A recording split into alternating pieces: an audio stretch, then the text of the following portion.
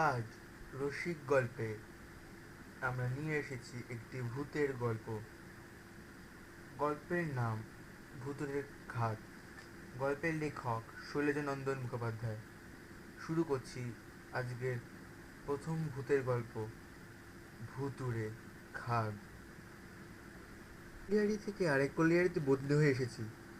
কয়লা কুঠির ডাক্তার ভারী রকমারি কাজ। খাদের কুলি কামিন থেকে আরম্ভ করে ম্যানেজার সাহেব পর্যন্ত যে সেখানে আসে, সকলেরই জীবন মরণ যেন আমারই হাতে। আমি যেন তাদের বিধাতা। কারোর পায়ে একটুখানি আঁচড় লেগেছে, ডাক ডাক্তারকে। কোথাও কোনো কুলি ধাওয়ায় হয়তো রুগী মরেছে, ডাক ডাক্তারকে। খাদের নিচে কুলি মরেছে, সকলেরই আগে আমাকে সেখানে ছুটতে হবে। সে যাই হোক, চাকরি করতে এসে দুঃখ করে লাভ নেই। বাসাটি মন্দ নয়। টালি দেওয়া খানে ঘর, সম্মুখে দেওয়া উঁচু ছোট একটুখানি রক, রকের নিচেই উঠোন, উঠোনে রান্নার জায়গা, চারিদিকে ফাঁকা। ভাবলাম ভালোই হলো। আগে যে কলিয়ারিতে ছিলাম প্রকাণ্ড কলিয়ারি, ছোটোখাটো একটা শহর বললেই চলে। চারিদিকে ধোঁয়া আর বস্তির দম যেন আটকে রেখেছিল। আর এখানে তাহলে একটু নিঃশ্বাস পেয়ে বাঁচব। ম্যানেজারবাবু বাঙালি, বড় অমায়িক ভদ্রলোক তিনি। প্রথম এসেছি, তার সঙ্গে আলাপ পরিচয়টা জমিয়ে রাখা ভালো। বিকেলে বেড়াতে বেড়াতে সেদিন তার বাংলোর দিকেই যাচ্ছিলাম। কালো রঙের দাড়িওয়ালা একটি ভদ্রলোক আমায় দেখে নমস্কার করে পথের মাঝে দাঁড়িয়ে পড়লেন। গোঁফগুলি নিচের দিকে বেঁকে আছে, মুখের পানে একদৃষ্টিতে গিয়ে ভদ্রলোক জিজ্ঞেস করলেন, আপনি নতুন ডাক্তার না? আমি হেড ক্লার্ক। কি আর বলবো। ঘাড় নেড়ে একটু হেসে নমস্কার করে এগিয়ে যাচ্ছি, তিনি আমার পিছু নিলেন। বললেন, চলুন ওইদিকেই যাই, আপনার সঙ্গে গল্প করাও হবে। বলেই তিনি নিজের পরিচয় দিতে শুরু করলেন। এখানে চাকরি করেছেন প্রায় 10 বছর, অথচ একটি দিনের জন্য তিনি কামাই করেননি। বাড়ি তার বেশি দূরে নয়, এখান থেকে মাইলখানেকের মধ্যে একটা গ্রামে। সন্ধ্যার আগে রোজ তাকে বাড়ি পৌঁছতে হয়। কোনো কথাই আমি জিজ্ঞেস করিনি, তবুও তিনি আমায় সমাধান করে দিলেন। বললেন, দেখুন, এখানকার নিয়মই হচ্ছে তাই। আপনিও যেন সন্ধ্যার পরে বাসা থেকে বেরোবেন না। নতুন মানুষ জানেন না তো, তাই সমাধান করে দিলাম। বললাম, কেন? বলতেই তিনি তার কালো গোঁফের জঙ্গল ভেদ করে পানে রাঙা লাল লাল কয়েকটি দাঁত বার করল। বুঝলাম। তিনি একটুখানি হাসলেন, বললেন, জিজ্ঞেস করার কিচ্ছু নেই, বড় ভীষণ জায়গা মশাই। আপনি ভূত বিশ্বাস করেন? বললাম, না। এই মরেছেন, চারিদিকে ভূত মশাই। কলিয়ারিরা ভূতে ভূতে একেবারে ছিঁড়ে যাচ্ছে। সন্ধে হলে তল্লাতে আর জন্ম নিশ্চিত দেখতে পাবেন না। খাদের নিচে দিনের বেলাতেই লোকজন নামতে ভয় পায়, রাতে কাজ তো কোনো রকমে উঠে গেছে। অন্ধকার রাতে একদিন দেখবেন কি ভীষণ ব্যাপার। ঘরে বসে হয়তো শুনতে পাবেন ইঞ্জিনের শব্দ হচ্ছে, কাজ চলছে, ঘন্টা বাজছে গদান গদান করে, ট্রাম লাইনের ওপর ঘর ঘর করে কয়লার গাড়ির শব্দ পাচ্ছেন। কিন্তু কাছে গিয়ে দেখুন, সব চুপ, কোথাও কেউ নেই। সন্ধে হয়তো দেখলেন ডিপোয়ে কয়লার একটি গুঁড়ো পর্যন্ত নেই। সকালে গিয়ে দেখুন 4-5 ওয়াগন কয়লা গাদা হয়ে গেছে। বললাম, তাহলে তো ভালোই হবে। ভূতগুলো খুব উপকারী বলুন। ভদ্রলোক আবার তেমনি দাঁত বার করে হাসলেন। তা বললে হবে কি? খুন যখন যে লেগেই আছে, এমন মাস গেল না যে খাদের নিচে 2-4টে খুন না হচ্ছে। আগে মশাই যা কিছু হতো এই খাদের নিচেই হতো। গত 2 বছর ধরে ভূতগুলো দেখছি উপরে উঠে আসছে। এই ধরুন আমার অফিসের খাতাপত্র, আজ ঠিক যেমন রেখে চাবি বন্ধ করে দিয়ে এলাম, কাল এসে দেখো সব ওলট পালট হয়ে গেছে। এখানকার জিনিস ওখানে, ওখানকার জিনিস এখানে, একেবারে তছনছ কাণ্ড কারখানা। তবে নষ্ট কিছু করে না। এই যা আজকাল আমাদের গা স্বভাব হয়ে গেছে। হেসে জিজ্ঞেস করলাম, তাই বুঝি? তা আপনাকে বাড়ি পৌঁছতে হয় বেলা থেকেই? আর্নের ভদ্রলোকটি জানালেন। নিশ্চয়ই মশাই, একদিন যে কাণ্ড ঘটেছিল মশাই, শুনলে আপনার গা হাত পা শিউরে উঠবে। থাক, আজ আপনাকে দেরি করব না, অন্য একদিন বলবো। এখন চলি, নমস্কার। বলে তিনি তার হাত দুটো তুলে আমার দিকে একটি নমস্কার করে ডান দিকের রাস্তায় ভাঙলেন। ম্যানেজার বাবুর সঙ্গে সেদিন আমার অনেক কথাই হলো। বললাম, ভূতের কথা কি সব শুনছি মশাই? আপনার কলিয়ারিতে ভূত আছে নাকি? এ কি সত্যি? ম্যানেজার বাবু হাসলেন আর বললেন, শুনেছেন এর মধ্যে? বললাম, শুনেছি, কিন্তু ভূত আবার কি? আমি তো ভূতে বিশ্বাস হয় না কোনোদিন। ঘাড় নেড়ে ম্যানেজারবাবু বললেন, কিছু নয়, সব খাদের অবস্থা বড় খারাপ। ঢালগুলো অত্যন্ত নরম, খুব সাবধানে কাজ করতে হয়, নইলে কয়লা কাটতে গিয়ে ঢাল থেকে পাথর খসে পড়ে, লোকজন প্রায় মারা যায়। কিছুদিন আগে, না না না, কিছুদিন না, অনেক দিন আগে, আমিও তখন এখানে ছিলাম না, শিবরাম নদীতে সে বছর ভয়ানক বান হয়। বানের জল এত বেশি বেড়ে গেছিল যে একদিন দেখতে না দেখতে বান এসে খাদের মুখে, খাদ পথে হুড়হুড় করে জল ঢুকতে থাকে। তাকে আর রুখবে কে? দিনের বেলা খাদের নিচে তখন কাজ চলছে, লোকগুলো বাঁচবার অনেক চেষ্টা করলো, কিন্তু 2 দিন ধরে তখন কাজ চলেছে। লোকগুলো বাঁচবার চেষ্টা করলেও 3 দিনের দিন তখন বাঁধ কমলো, তখন খাদ তখন ভর্তি হয়ে গেছে। পাম্প দিয়ে জল তুলে অনেক কষ্টে নিচে নেমে দেখা গেল প্রায় 50 জন লোক খাদের যেখানে সেখানে মরে পড়ে আছে। ব্যাস, সেই থেকে লোকের ধারণা যে অত লোকগুলো একসঙ্গে মারা গেছে, ভূত সেখানে আছেই। এই বলে তিনি খুব জোরে জোরে হো হো করে হেসে উঠলেন। আমিও হাসলাম বটে, কিন্তু কেবল আমার মনে হতে লাগলো, অতগুলো লোক, মানুষ কোন দিক থেকে কোনো সাহায্য না পেয়ে নিতান্ত অসহায় মতো হা হা করে জলে ডুবে মারা গেল। কারো হয়তো বুড়ো মা বাপ আছে, খাদের ওপর কুলি ধাওড়ার, কারো ছেলে, কারো মেয়ে, কারো স্ত্রী, কারো স্বামী পুত্র। চুপ করে ভাবতে ভাবতে গিয়ে আমার মুখের হাসি আমার মুখেই মিলিয়ে গেল। সে করুণ দৃশ্য যেন আমি আমার চোখের সম্মুখে দেখতে পেলাম। গল্প করতে করতে সন্ধে হলো। ম্যানেজার বাবু চাকর আমাদের সঙ্গে এলেন লণ্ঠন নিয়ে। তিনি বললেন, একটু চা খেয়ে যান। চা খেয়ে যখন তার কাছ থেকে বিদায় নিলাম, তখন রাত্রির 8টা। ম্যানেজার বাবু বললেন, আমার চাকরটা আপনাকে পৌঁছে দিয়ে আসুক। ভাবলাম তিনি ভাবছেন হয়তো ভূতের ভয়, রাস্তায় যদি আমার আবার কিছু বিপদ আপদ হয়।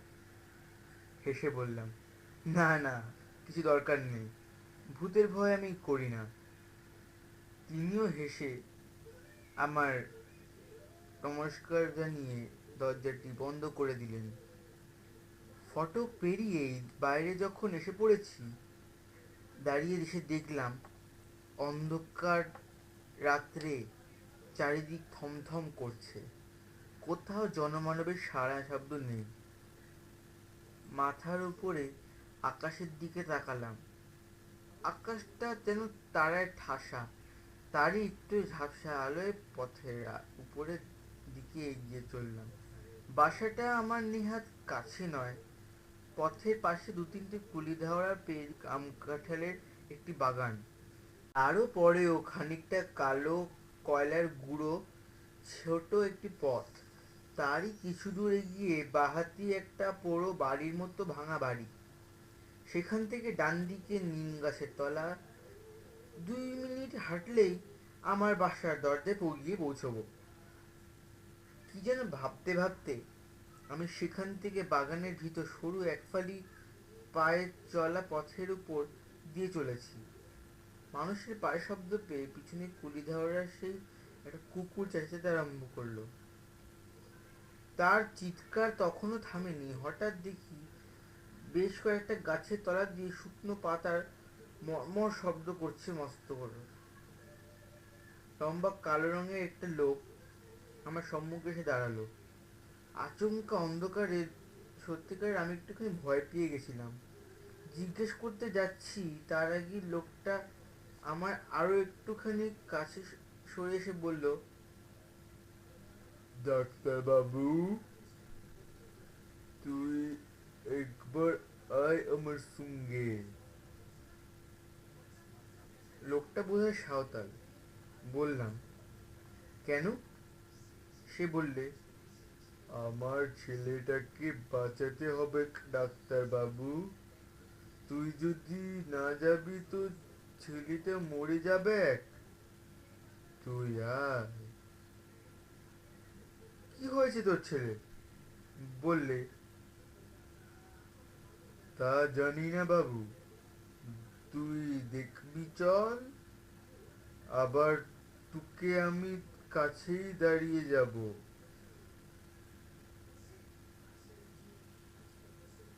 চল। বাগান পেরিয়ে আমরা একটা রাস্তা ধরলাম।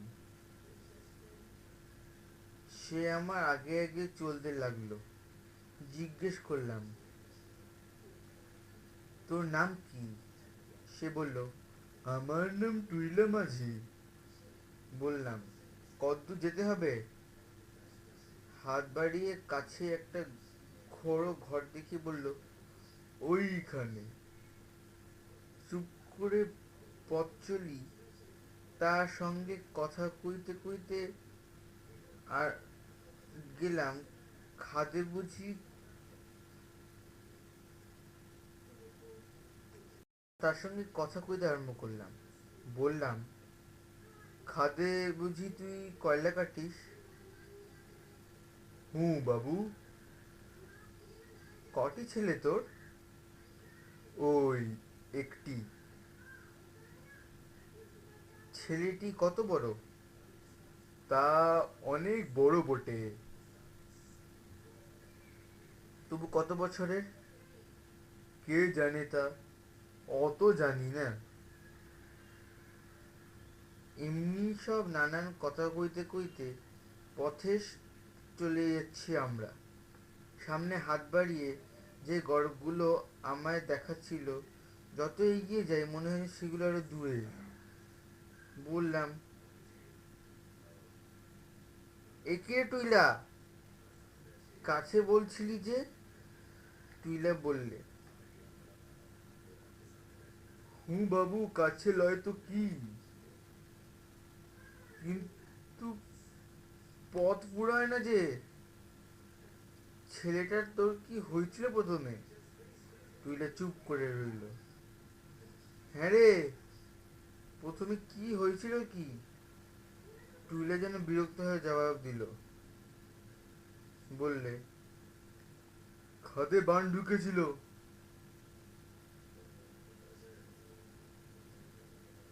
বান? হঠাৎ আমার ম্যানেজার বাবু সে বানের কথাটা মনে পড়লাম। বললাম, কখন রে? সে তো অনেক দিন। টুইলা বললে, অনেক দিন।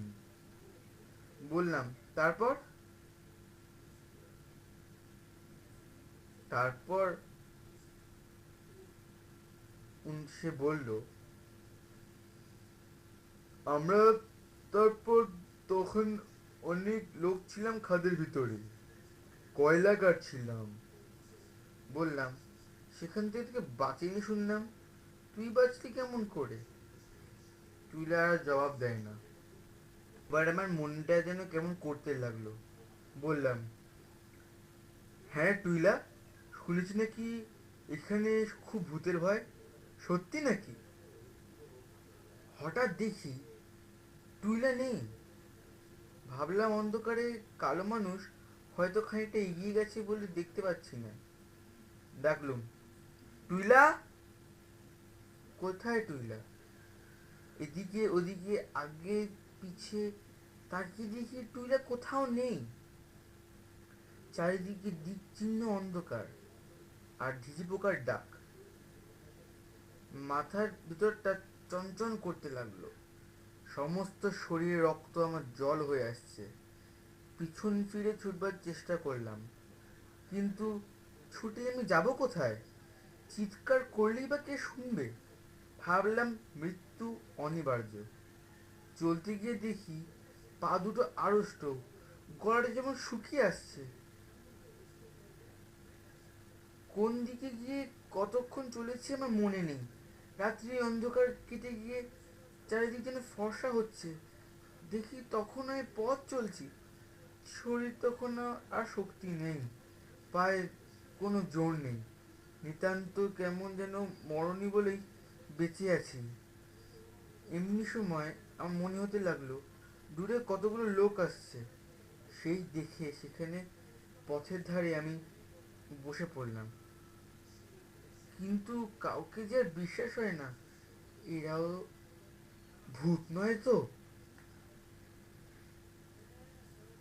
প্রভাতের আলোয় দেখলাম কয়জন কুলি তাদের ঝোড়ো গাইতে কাঁধে নিয়ে কুঠিতে বোধহয় কাজ করতে চলেছে। জিজ্ঞেস করলাম, হারে, ডামরানা কোন দিকে? একজন বললে, সে হেতা খোদা বাবু।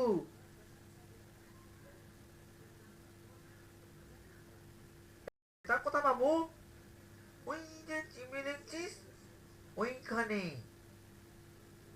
সর্বনাশ! উঠে দাঁড়ালাম। প্রায় মাইল হেঁটে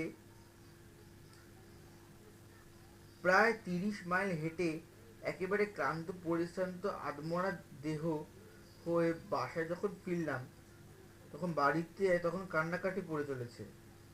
মেয়ে ছেলে এমনকি চাকরটা সারা রাত ঘুমোয়নি। অপরিচিত জায়গা, কাকেই বা কি বলবে? ভগবানের উপর নির্ভর করে সবাই তখন হাঁ করে পথের পানে চেয়ে আছে। পাছে ওরা ভয় পায় ভেবে কাউকে কিছু বলিনি। বললাম, মরণাপন্ন একটি রুগীর কাছে সারা রাত জাগতে হয়েছে। সকালে সেখান থেকে আমার বদলি করবার জন্য কোম্পানির হেড অফিসে দরখাস্ত জবাবের আশায় বসে আছি। এমন আবার আর এক দুর্ঘটনা।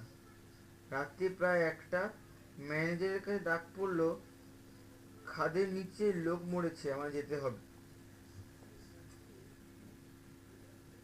বলে পাঠালাম, যাওয়া আমার পক্ষে অসম্ভব। ম্যানেজার বাবুকে দয়া করে এখানে একবার আসতে বলো। আলো হাতে দুজন চাপরাশিকে সঙ্গে নিয়ে ম্যানেজার বাবু নিজেই এলেন। হাসতে হাসতে বললেন, ভূতের ভয় বুঝি? সেদিন সেই সেদিন সেই টুইলের কথাটা আমি তাকে বলিনি, লজ্জায় বলতে পারিনি। বললাম, না তা নয়, খাদের নিচে রাত্রে তো আর কখনো কেউ যায় না। তবে মরলো কেমন করে? কিছু কয়লা দরকার ছিল, তাই ডবল হাজিরে নিয়ে মদ খাইয়ে নামিয়েছিলাম তাদেরকে। পুলিশে খবর পাঠিয়েছি। তার আগে চলুন না, একবার দেখে আসতে হবে। অনেক লোকজন সঙ্গে নিয়েও ভয়ে ভয়ে খাদে নামলাম। গিয়ে দেখি অবাক কাণ্ড। কয়লা কাটা হচ্ছিল 7 নম্বর খাতির মুখে। সেখানে কয়লার চাপড়ার মাথায় একটা লোক মরে পড়ে আছে। মরবার পর মৃতদেহ সেখানেই ফেলে রেখেছে লোকজন।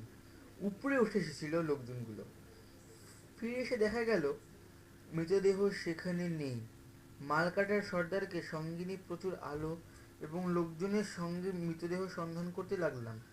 প্রায় ঘন্টাখানেক খোঁজাখুঁজির পর দেখা গেল সে রক্তাক্ত মৃতদেহ পড়ে আছে প্রকাণ্ড ফাঁকের মাঝখানে।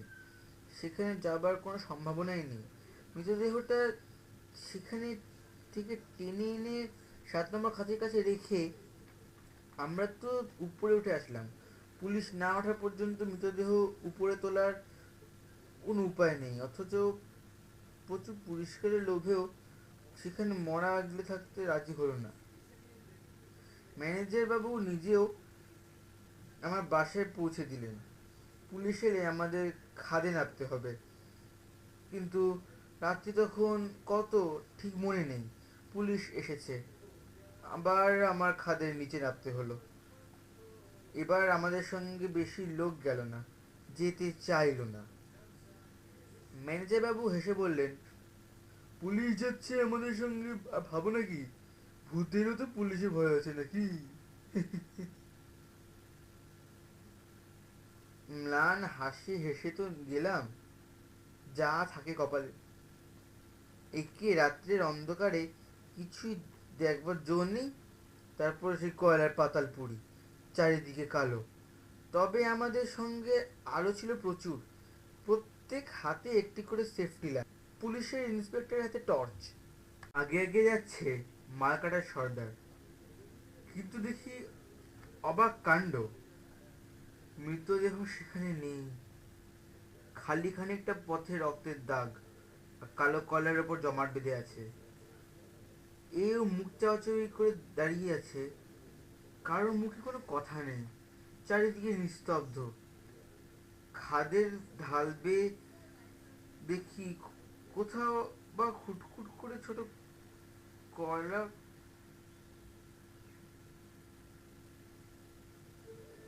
খাদের ঢাল থেকে কোথাও বা খুটখুট করে ছোট ছোট কয়লা খসে পড়ে আছে।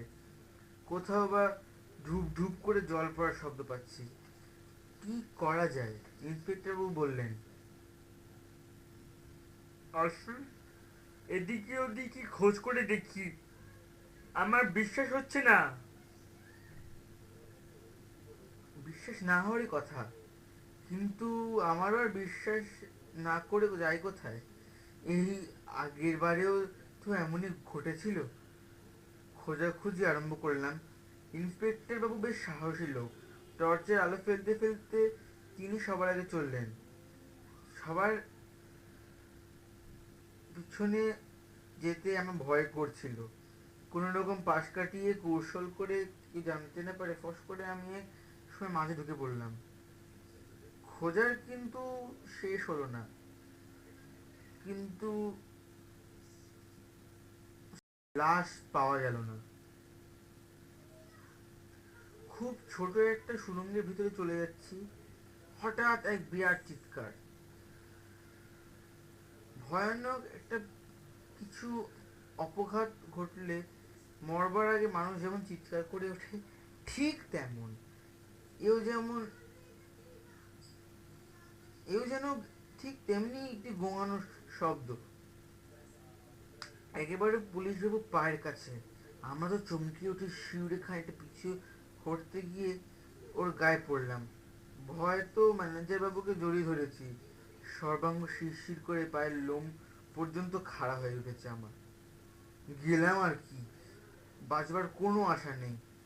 ইন্সপেক্টরটা অত সাহস, টর্চের আলো ফেলে যেমনি নিচের দিকে তাকিয়েছেন, দেখে মৃতদেহ বুকের উপর পা দিয়ে তিনি দাঁড়িয়ে আছেন। বাপ বলে তিনি লাফিয়ে উল্টে পড়লেন আমার ঘায়ে। আমি পড়লাম ম্যানেজারের গায়ে। ম্যানেজার দিলেন কনস্টেবলের পা মরিয়ে। এমনি করে সবাই মিলে হুটোপাটি করছি, এমন সময় অবাক কাণ্ড, ইন্সপেক্টরের হাতে টর্চ গেল নিভে। অনেক টেপাটেপি করেও কিছুতেই আর জ্বালানো গেল না। তারপরে একে একে আমাদের প্রত্যেকের হাতের আলোগুলো নিভতে আরম্ভ করলো। প্রাণের আশা তখন ছেড়েই দিলাম। কাঠ হয়ে আমরা দাঁড়িয়ে রইলাম এবং সকলে পরামর্শ করে বললাম, যাই হোক, যেমন করে দেশলাই জেলে জেলে সুড়ঙ্গ দেওয়াল ধরে ধরে চলুন, আমরা ফিরে যাই। এমন সময় এখানে প্রাণ দেওয়ার চেয়ে পালিয়ে যাওয়া বেশ ভালো। সর্দার বললে, চল, আমি পঞ্চমী, এ একটা জাপানি বক্স দে, আমি আমার হাতে, আমি এখানে ওদেরকে বের করে নিয়ে যাবো। আমার পকেটে দেশলাই ছিল। কাঁপতে কাঁপতে সেটা বার করতে সর্দার হাতে দিলাম, কিন্তু ফোর্স করে সর্দার সেই কাঠিটা জ্বাললো। তার সামান্য আলোতে দেখলাম কিম্ভূত কিমার্কার প্রকাণ্ড একটা দৈত্যের মতো কালো কুচকুচে এক সাঁওতাল এসে দাঁড়িয়েছে আমাদের সম্মুখে। লম্বা লম্বা হাত দুটি বেরিয়েছে আমাদের সুড়ঙ্গে পথ আগলে রেখে বলল, যাবি কোথা? ছেলেকে আমার বাঁচা গুতে, তা বাদে যাবি? ইন্সপেক্টরের পকেটে ছিল রিভলভার। চট করে সেটা বার করে তিনি ধা করে চালালেন একটি গুলি।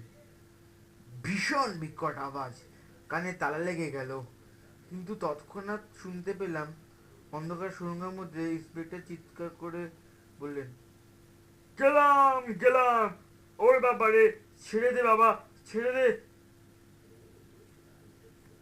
ভূতে মানুষে বুঝে মারামারি। ইন্সপেক্টর গোঙানির শব্দ শুনতে পাচ্ছি। মনে হচ্ছে তার তার কাছে আমাদের থেকে খানিকটা দূরে সরে গেছে। ছটপট করতে করতে সব থেমে গেল। শুনলাম সাঁওতালটা বলছে, গুলি চালাবি?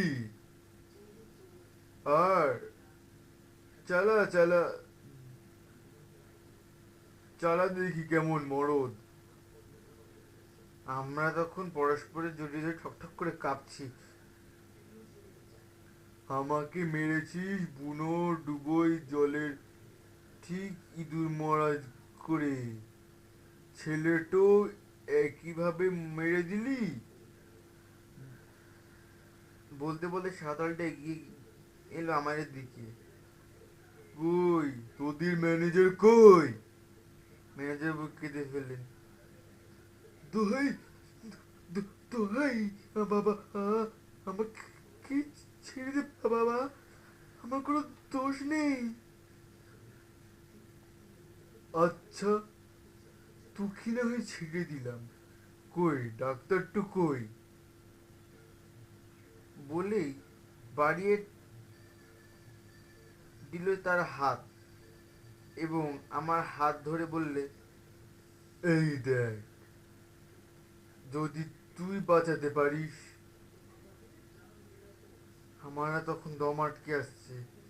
আমি দেখিয়ে কোথা, আমার মুখ দিয়ে কথা বেরোচ্ছে না, গো গো করছি।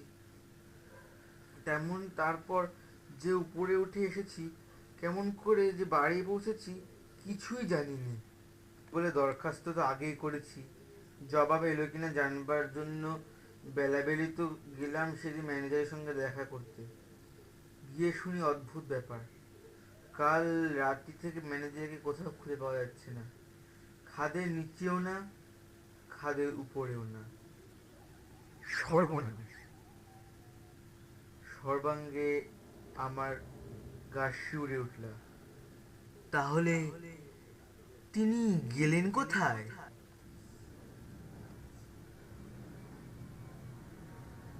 ছিলেন আজকে রসিক গল্পে আমাদের ভৌতিক গল্প ভুতুড়ে খাদ। গল্পের লেখক শৈলজনন্দন মুখোপাধ্যায়, গল্পের সূত্রধার ও গল্পে পাঠের বিভিন্ন চরিত্রে শুভম এবং গল্পের স্পেশাল এফেক্টসে শুভম। সকলকে জানাই আন্তরিক ধন্যবাদ। আমাদের চ্যানেলকে সাবস্ক্রাইব করুন এরকম নতুন নতুন রসিক গল্প পেতে। আগের দুটি গল্প আমাদের চ্যানেলে পাবেন। দুটি ছিল গোপাল ভাঁড়ের গল্প, আজকে ভৌতিক গল্প। কেমন লাগলো কমেন্টে জানাবেন। সাবস্ক্রাইব করবেন, শেয়ার তো অবশ্যই করবেন। ধন্যবাদ।